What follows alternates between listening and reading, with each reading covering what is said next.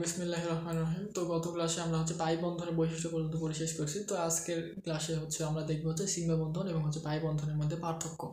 Sigma বন্ধন এবং পাই বন্ধনের মধ্যে কিন্তু পার্থক্য রয়েছে। সিগমা বন্ধন শক্তিশালী একটি বন্ধন, পাই বন্ধন দুর্বল বন্ধন। সিগমা বন্ধনে অরবিটালের সামনাসামনি বা মুখোমুখি অধিক্রমণ ঘটে, পাই বন্ধনের পাশাপাশি অধিক্রমণ ঘটে।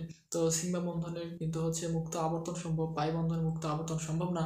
পরমাণুতে যদি একটি বন্ধন থাকে তাহলে সেটি সিগমা বন্ধন, যদি একাধিক বন্ধন থাকে তাহলে একটি বন্ধন সিগমা, বাকি বন্ধনগুলি পাই বন্ধন। তো এই বিষয়গুলো আমরা সিগমা পাই বন্ধনের বৈশিষ্ট্য না, সিগমা এবং পাই বন্ধনের মধ্যে পার্থক্য দেখার মাধ্যমে অরবিটালে অধিক্রমণের যেই অংশটুকু এটুকু শেষ, তারপরে আমরা সরাসরি চলে যাব সংকরায়ন। তো এখন আমরা দেখবো সিগমা বন্ধন এবং পাই বন্ধনের মধ্যে পার্থক্য। সিগমা বন্ধন পাই বন্ধনের মধ্যে পার্থক্য দেখবো। তো আমরা দেখি সিগমা বন্ধন এবং পাই বন্ধন।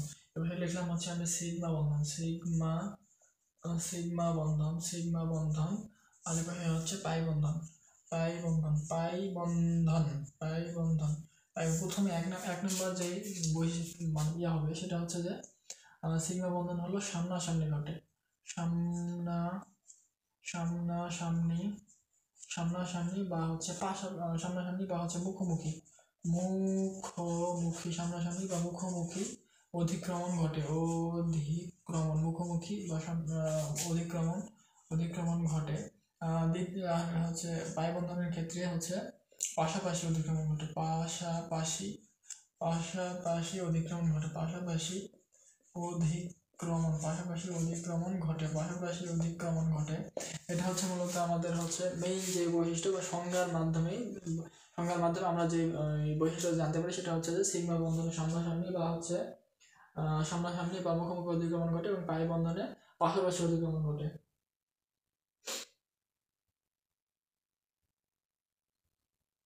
তো দ্বিতীয় বৈশিষ্ট্য যে সিগমা বন্ধনে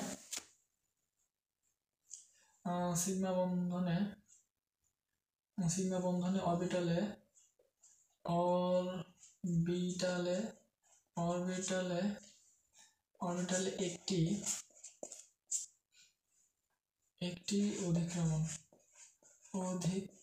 একটি অধিক্রমণ, একটি বা এক সাইড বা একবারে অধিক্রমণ ঘটে।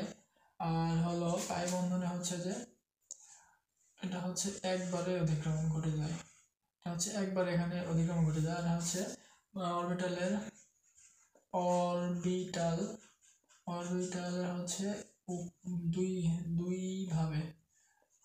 দুই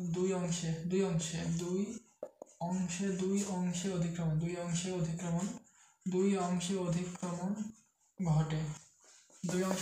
ঘটে। বলতে কি যেটা যদি পাই হয় তাহলে এখানেও ঘটে, আবার এখানেও। এই দুইটা অংশে অধিক্রমণ ঘটে, আর এখানে শুধুমাত্র একটি অংশ অধিক্রমণ ঘটে।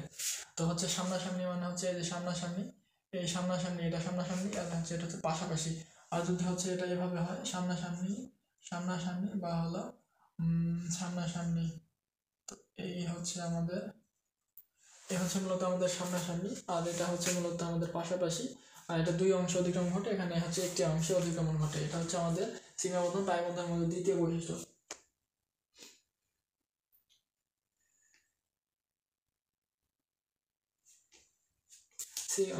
সিগমা বন্ধনে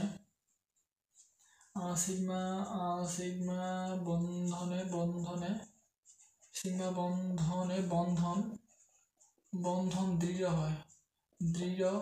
হয় এবং পাই বন্ধনে বন্ধন দুর্বল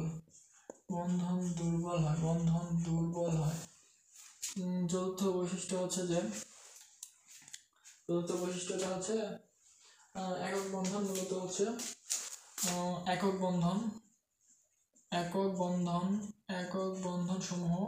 একক বন্ধন সমূহ হলো সিগমা বন্ধন, সিগমা বন্ধন। যেমন অ্যালকেন CH3, তো এখানে একক বন্ধন এবং এটা হলো সিগমা বন্ধন। এটা হলো সিগমা বন্ধন। আর যদি এখানে পাই বন্ধনের ক্ষেত্রে দ্বিবন্ধন বা ত্রিবন্ধন মূলত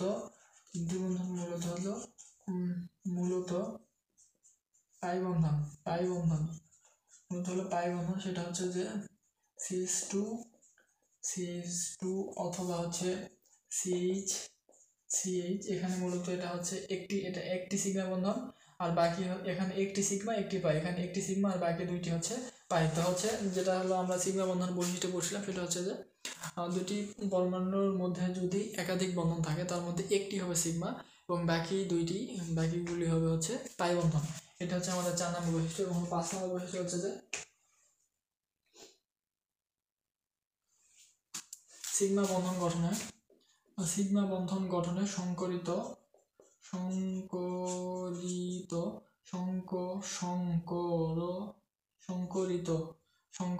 অরবিটাল, সংকরিত ও অসংকরিত উভয় অরবিটাল অংশ নেই।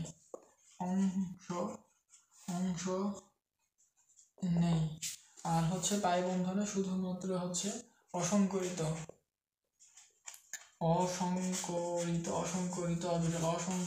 অরবিটাল অংশ নেই।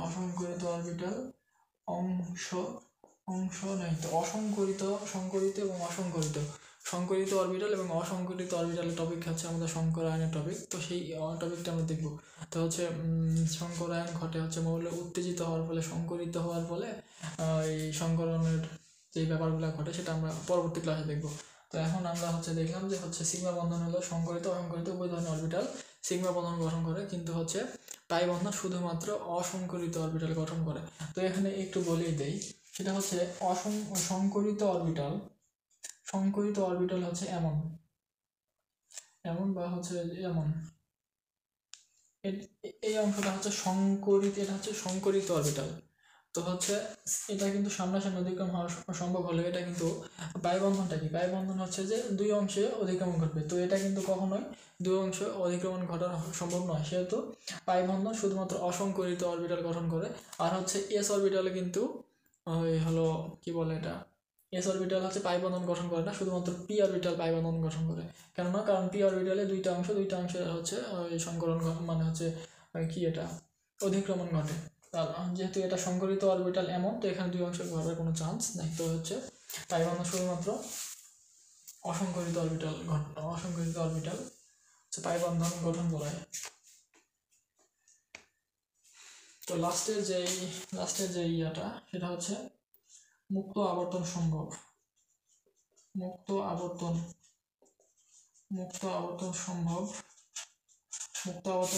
আর হচ্ছে পাই বন্ধনে মুক্ত আবর্তন সম্ভব নয়।